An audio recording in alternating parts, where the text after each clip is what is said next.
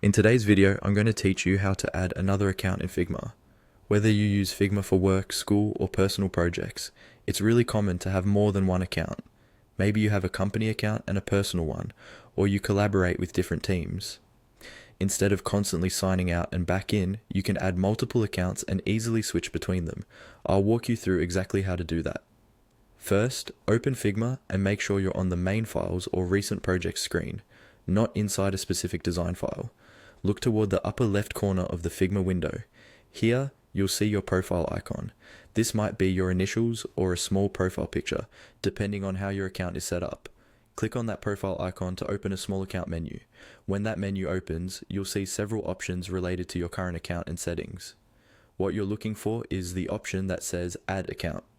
It's usually listed below your current account information, and sometimes you'll also see any other accounts you've already connected. Go ahead and click on Add Account. Once you click that, Figma will guide you through a series of on-screen prompts.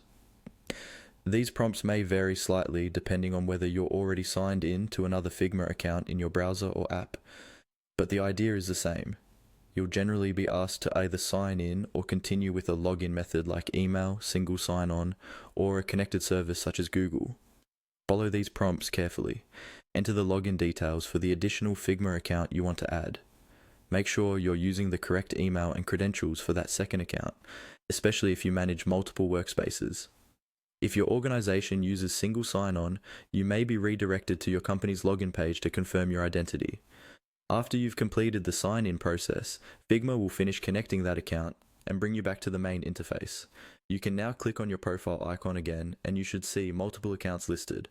From here, you can switch between them simply by selecting the one you want to use, without having to log out each time. That's all you need to do to add another account in Figma.